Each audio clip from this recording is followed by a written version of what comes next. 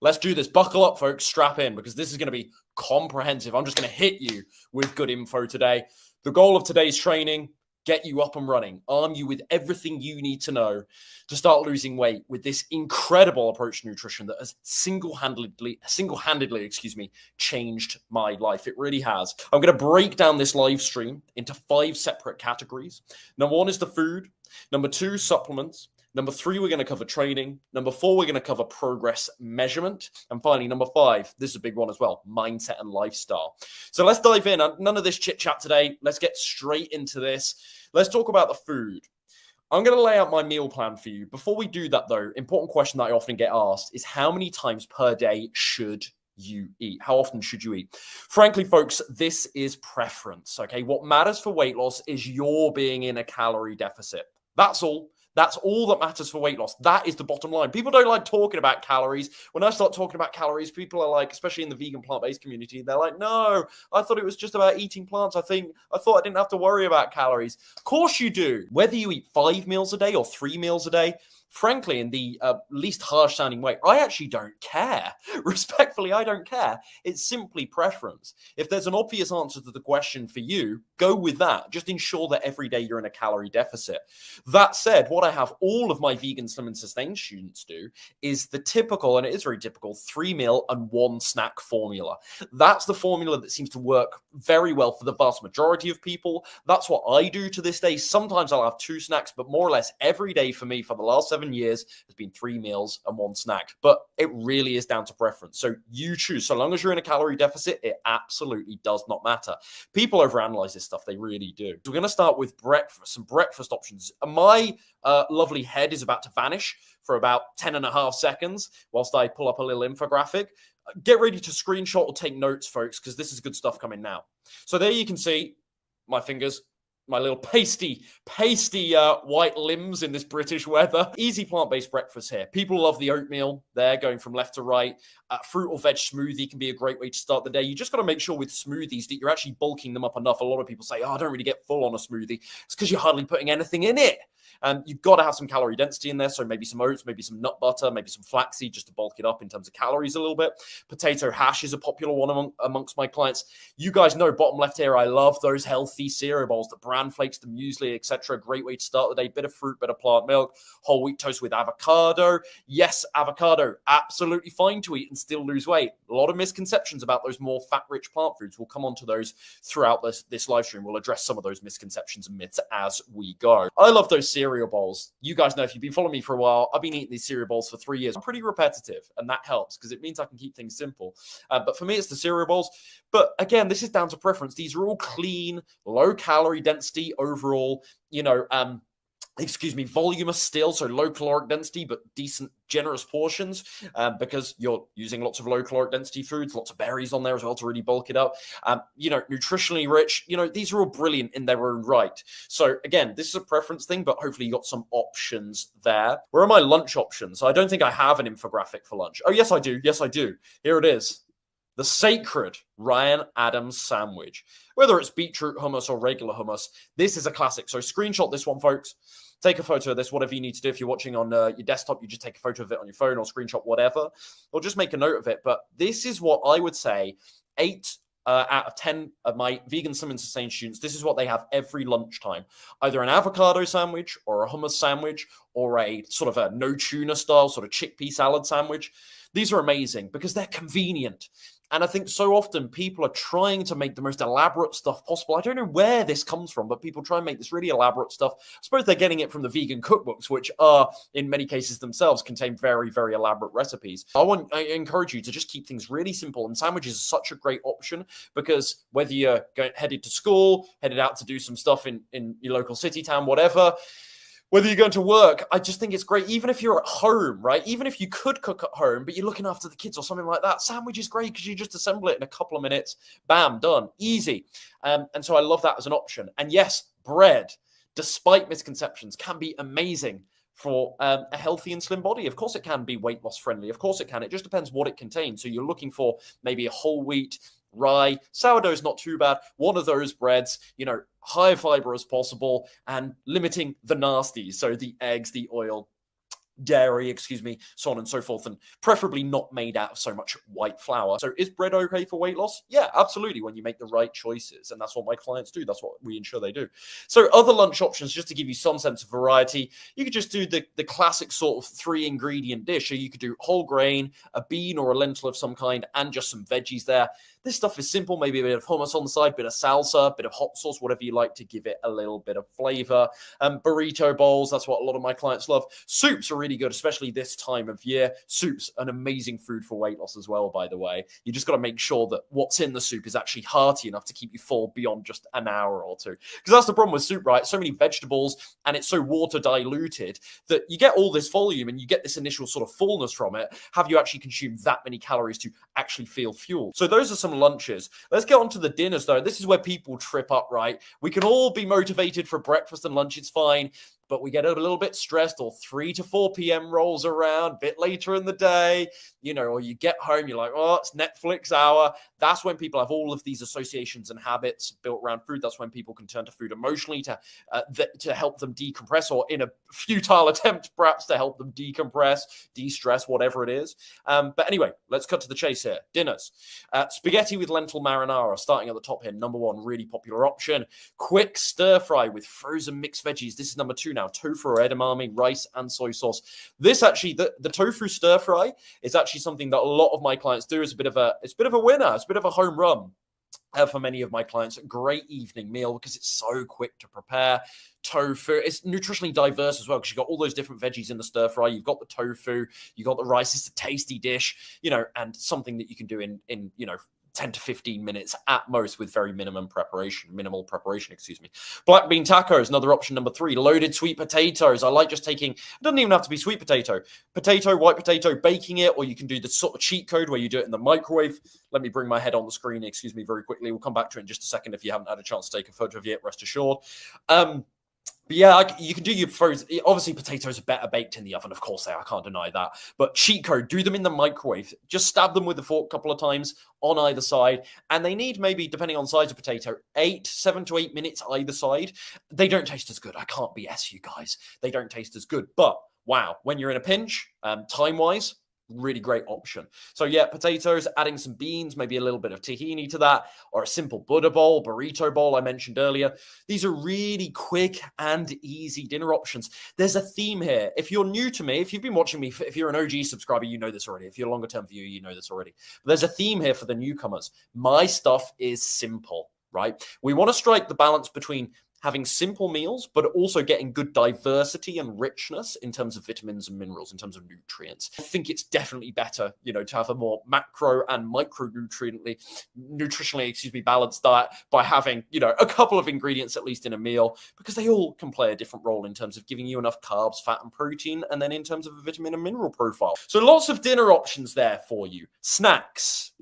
Snacky snacks. Let's see, where's a little snack infographic? I've got one here. I like fruit, and that's what many of my clients do, but let me give you a bunch of variety. So again, once more, I think this is the last time, I promise. Get ready to screenshot, take photos. I'm going to disappear. Here's some good snacks for you. So fruit, nuts and seeds. Obviously, nuts and seeds, higher risk because of caloric density. Popcorn, a lot of people worried about popcorn. Depends. If it's got loads of oil, of course, butter is not vegan, so I don't advocate.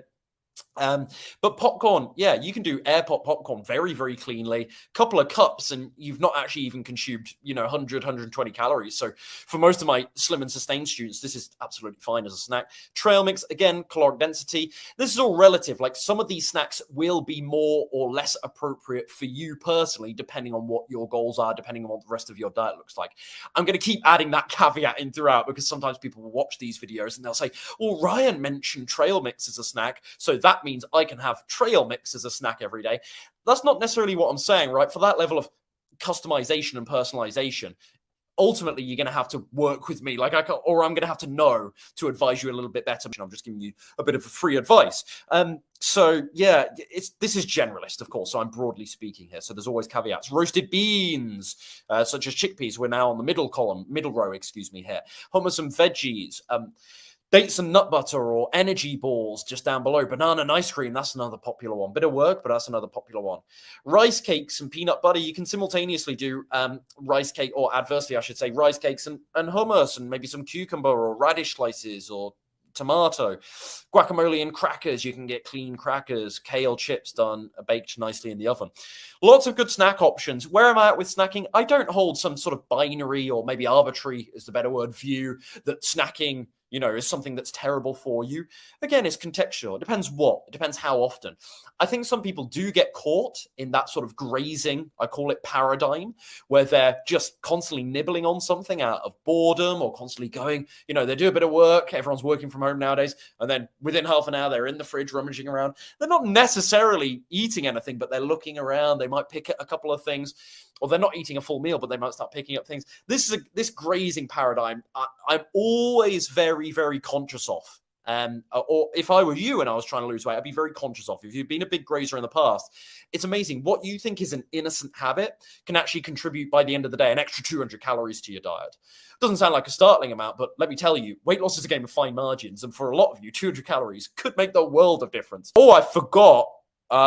Should I do this now? I'm really compromising my running order here, but get ready to screenshot this, folks. This is my easy hummus recipe. This is exactly the recipe that I have my clients do. So yeah, screenshot that if you want my hummus recipe. And there's also a creamy beet recipe as well there. You basically take my hummus and throw in a cooked beet. That's the difference. Doesn't really need to be an infographic, does it? It's pretty self-explanatory, I suppose. So that's the meal plan. 3 meals and 1 snack. Let's talk about macronutrients very quickly. Ideal macronutrients for health and weight loss. This is the conclusion I've come to. Generally speaking, a high carbohydrate diet, moderate protein, and low-ish fat. And I stress ish on the low-ish there. Low-ish fat. That is not the same as avoiding fat-rich plant foods altogether. I said I'd talk about this 10 minutes ago. So nuts, seeds, avocados, I want to be very clear here. I like the starch solution. I agree with many other plant-based doctors on, generally speaking, a low-fat methodology. But I do not agree with an ultra-low-fat methodology. Ultra-low-fat, by my definition, is below 10% of calories. I don't agree with that. I think the 15 to 20% range, 15 to 20% of your overall daily calories, roughly speaking, you don't need to be precise with this stuff every day, coming from fat, I think is wise hormonally in terms of the nutrients that fat-rich plant foods provide that you can't get elsewhere or will struggle rather to get elsewhere. I think it's really important that you have some fat-rich plant foods in your diet. But of course, the argument that you need to be cautious and mindful with those because of their caloric density, because of fats, the way that metabolic efficiency associated with fat-rich foods, absolutely, there should be a mindfulness and a cautiousness around it. You can't be as liberal with avocado as you could with broccoli. That's quite obvious. So that's the ideal macronutrient breakdown. But I want to stress what I stressed right at the start of this before we even got into the meal plan. Calories are going to dictate the bottom line here. Macronutrients are important, but you can have a great macronutrient profile. If you're overeating on a calorie front, you ain't going to be losing much weight. You're not. So get the calories right first, obviously. Portion sizes then. When you eat a low caloric diet, a low calorie density, diet with lots of foods like these plant foods, the fruits, the veggies, the whole grains, the tubers, there are always exceptions. Nuts and seeds are the exception in this case in terms of calories. This is generally speaking a very low caloric density diet. In other words, the sorts of meals I've run you through the last 10 minutes or so, these are meals that actually don't contain that many calories but are very generous in portion size. Now, you want to be concerned about, are you eating too many calories? But calories and portions are not always the same thing. That's the distinction. Does that make sense? And the great thing about this is you can eat till you're full because these are so self-limiting. These foods, in terms of 1, caloric density, but 2, their nutrient profile, these foods are so self-limiting. And it makes it harder. It's not impossible, but it makes it harder to overeat with a plant-based diet. On the flip side, the amount of people that come to me say, Ryan, I'm eating plants but not losing weight. And then I sort of ask them a bit more about their diet, and it turns out they're eating 3,000 calories a day as a 5'5" woman. And it's like, well, hang on a minute. This is kind of obvious and you're only doing a bit of exercise. It's kind of obvious where this is likely going wrong, right? So calories and portions, they still absolutely matter. The good thing is, when you follow the tenets of whole foods plant-based eating, you don't have to be as mindful. And that's really nice and stress relieving. As with my clients, they don't have to count a single calorie, but the reason why is because we're using volume eating principles, number one, but I'm also building them a meal plan where I've thought about calories and macronutrients for them. So it takes away the guesswork for them. So they're just told exactly how much to eat, what to eat, so on and so forth. So that burden, that stress of sort of, am I eating too much food? Am I eating too many calories? It's lifted off their shoulders because I've already calculated it for them. We talked about the fat content already, but one thing I forgot to mention was the importance of those seeds, the big three seeds: flax, hemp, or chia seeds. I'd also throw walnuts in this category, being high in omega-3s as well. I think these are really, really healthy, really, really important for you, and some of the best foods in terms of nutrient profile on the planet. So I would recommend daily some of your fat source coming from hemp, as I say, flax, chia seed, or walnuts. We're sticking mostly to whole foods. This should be obvious. I've talked about the importance of being in a calorie deficit throughout, and you can be in a calorie deficit eating Pop-Tarts. You can do that. You will lose weight. However, it's of course not my suggestion, because it isn't just about calories. Hormones, metabolism, gut bacteria, so on and so forth. All of these things will play a role in weight loss as well. But more widely than weight loss, I always think, don't you want to actually get healthy too? Okay, you can lose some weight, but don't you want to lower that cholesterol? Don't you want to have amazing blood work the next time you go to the doctors? Don't you want your best shot at preventing major chronic disease? That's what I always think. And that was funny because I even remember thinking that at 21 years old, which is sort of unusual to think at 21 years old. But I tried so many of those other ridiculous and aggressive efforts and attempts to lose weight. I tried the flexible dieting where I was frankly eating a bunch of rubbish. And I still would have periods where I'd lose a couple of pounds, but it was unsustainable. And now I look back at all those things, and I remember I got so sick of it at 21. I was like, I actually want to do something more holistic here, more natural. And that's obviously when I became open to the idea of moving in a more plant-based direction, and ultimately went vegan in the summer of 2015.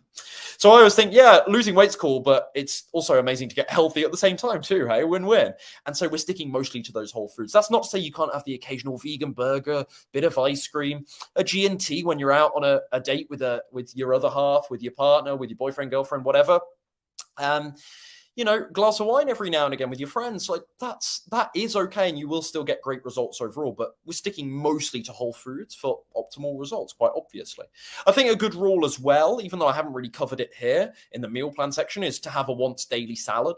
Salads are really, really good. If you get in the habit of saying, okay, you can just do it with lunch. You just make a little bowl of salad on the side. Really good way. Those leafy greens, because I haven't mentioned them, they deserve a special shout out. Meals out, like I said earlier, it's okay. You can do it every now and again and still get great weight loss results, but you might need to set a rule for yourself. What I say to my clients is start out with no more than one meal a week. Treat it like an allowance or a token that you get to spend, but once it's gone, and you can't use it again in that 7-day period. So Monday through Sunday, you get one meal out per week. If you use it on Monday night, you're in trouble. You got nothing else for the rest of the week.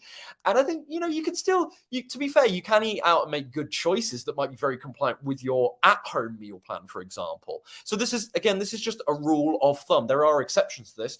And you can still lose weight eating out twice a week, so long as the choices aren't that terrible. However, I think people need rules, and they need some kind of strictness. If you're a big eating out person, yeah, you might need to set a very clear and hard and fast rule for yourself. Water, this is really important, often overlooked. I have a lot of people come to me and they're drinking like 36 ounces of water a day, which is like, it's about a litre. For anyone that goes by metric, you want to be shooting as an adult for at least 2 liters, which is about, 70 to 80 ounces, I believe. And yeah, get that water in, really important, especially because you're having a higher fiber diet now as well to push that fiber through the system. Water, being hydrated is crucial anyway, obviously, for so many functions. But certainly if you've got a higher fiber diet. Here's a good question whilst we're on the nutrition. What about salt? A little bit of salt is okay. Not too bad. I'm not one of these SOS free types. Oil is terrible for you. Don't get me wrong. Oil is terrible. I'm on board with that. But a little bit of salt and even a tiny bit of like brown sugar on the oatmeal, for example, half a teaspoon brown sugar on the oatmeal, a little bit of maple syrup. I'm absolutely okay with that. To make healthy food taste good, I think that's a sacrifice that I'm willing to make and my clients are willing to make. So yeah, those are my views on salt. A little bit is okay, but I don't see that it's necessitous to get rid of it entirely. Let's do supplements very quickly here. There's 3 things that I consider as being mandatory to supplement: B12, vitamin D, and DHA, and EPA supplements. So omega-3 for short, but DHA. From algae.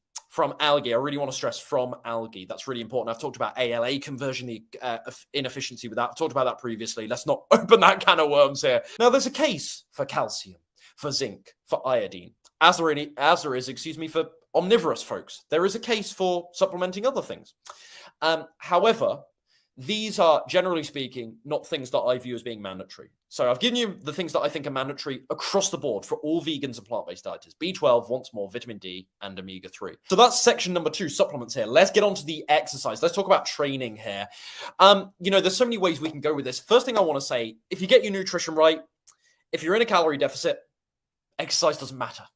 That's right, I said it. Exercise doesn't matter if you're in a calorie deficit. You could do loads of exercise and still be in a calorie deficit. You could do no exercise, a tiny bit of exercise, a moderate amount of exercise, and you'll still be in a calorie deficit. That's what's going to move the needle for weight loss. So exercise is actually not essential to weight loss. However, that is not me giving you a free pass to sit on the settee and watch Netflix all day so long as you're eating oranges and tofu stir fry, right? That's not what I'm saying. I think beyond the scale, exercise is so amazing for you, and it's a massive part of my life. That's something that, has been the case for me for a very, very long time. I love exercise. It's always been the food problem for me. That said, I don't actually need to do all this exercise to maintain a slim physique. It's really purely for the enjoyment from it, and also the other health benefits, because this goes beyond the scale as well. I just feel so good when I'm active, when I'm fit, when I've got a little bit of strength, a little bit of physicality about me. I just feel more useful in the world to actually have a decent cardio level, decent level of fitness, decent level of strength. I feel more useful. I feel more competent in the world. And I like that feeling. I like that feeling that comes with having a good bit of fitness. So this is why with my clients, even though I get them started with just walking for the first month only, my vegan, slim, and sustain students, by the time month 2 rolls around, we start doing some very basic home workouts. Month 3, we start some light interval training, some light sort of run, walk interval training, if you understand what I mean. Just very gentle. We start very gentle. So that's the first thing to say on exercise is you don't actually need loads of exercise to be in a calorie deficit, but I still recommend it anyway. Now, walking is a great place to start. Start with low intensity, right? Some people, they're like, I heard that those boot camp style classes, they were great for fat loss, or I know my gym runs spinning classes, or I want to try this Orange Theory thing. I love your ambition. I respect that. And I think you should ultimately do those things, by the way. But I think if you're a total noob, right? If you're totally new to exercise and you're a very sedentary person right now, is it really sustainable? Is it really practical to sign up to 3 spinning classes every week at the gym where you're going to be burning like 500 or 600 calories, and then you're going to have to deal with the skyrocketing appetite that comes in and around those bouts of high intensity exercise? So start simple. Start with the low intensity stuff. Start with things you actually know you can stick to. Say to yourself, I'm going to start out with there's no harm, there's no shame in just starting out with a 20-minute walk every day. That's great. That's what I have my clients do. 25 minutes, 2,500 steps for the first week. Great way to start. And you can build up to the more intense stuff in time as your fitness naturally improves. And that way there isn't such a risk of injury, burnout, boredom, so on and so forth.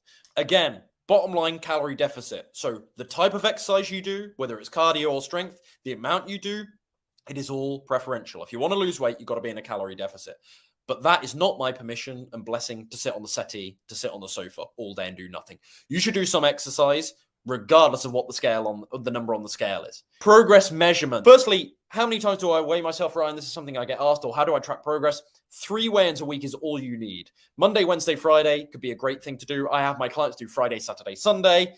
You need multiple weigh-ins and you need continuity with how you take those weigh-ins. We don't want you weighing one day at the gym at 7 p.m. at night and then the next day on your scales, your bathroom scales at home, 7 a.m. in the morning. So ideally, first thing in the morning, before food or water, after you've visited the bathroom, no clothes on. I know it sounds really pedantic. So 3 weigh-ins a week, continuity around those weigh-ins. Don't weigh yourself every day. Just stick to 3. 1's not enough.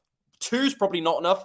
And 3 is about the sweet spot, I find. It gives you about enough data to work with without being too much or too overbearing. And then, this is key as well, write your numbers down. If you're not writing them down, you don't know. You will not see, oh no, I was actually 85.5 kilos. Then I was actually 85.2. Then I hopped up to 85.8. Now I'm 86.1.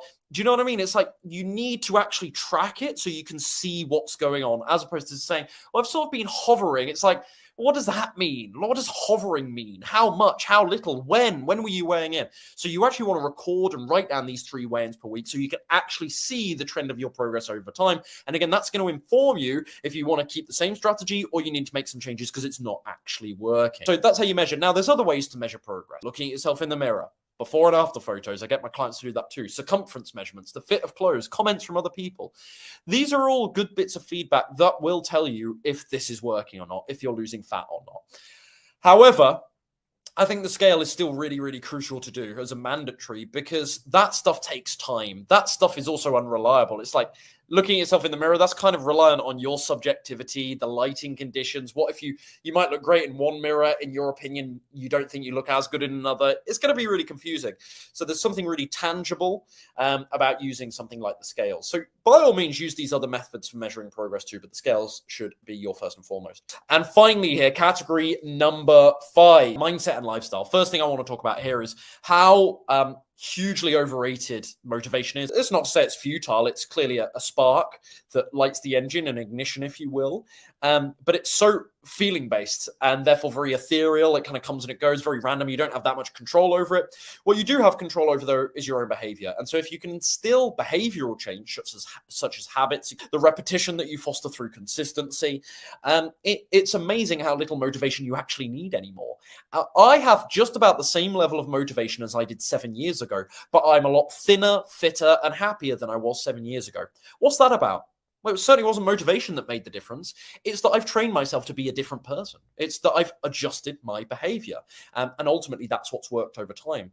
And nowadays, I have, as I say, the same level of motivation as I did before, which is every couple of weeks, I have a big, release of motivation. I feel really strongly about doing something. And as the hours, day, week goes on, it slowly dissipates. And that's when we have to work on finding deep commitment, helping train the new habits, develop new habits for the client. Creating new patterns of behavior, replacing their old bad patterns of behavior and associations in their brain with new ones. This is behavioral change that goes beyond feelings. It goes beyond motivation. Enough on that. Taking ownership and responsibility. Oh, so-and-so always brings snacks into the house. My flatmate's always got snacks. I always have bad food in my house for my kids. Stop that nonsense. You have to take the mantle for yourself and say, no, I'm doing this for me. I got to do this for me, and no one else is coming to save me. No one else. And I say this to my clients. I say, look, you've paid to work with me, and I am sincerely on your team. I actually genuinely care about you. I love what I do. I'm passionate about you. If you do badly as well, it reflects badly on me. I've got every incentive. Even if you paid up front, I've got every incentive to still help you and still give my all to you. But at the same time, you're in this alone. I'm not there when you're in the kitchen looking into your fridge like, I want some ice cream. I'm not there, okay? It's still only you. I can help, I can support, I can hold feet to the fire, but it's still you, and no one's going to come and save you with this stuff. You might find this video inspirational, dare I say. You might find it helpful. You might get some good strategy from it.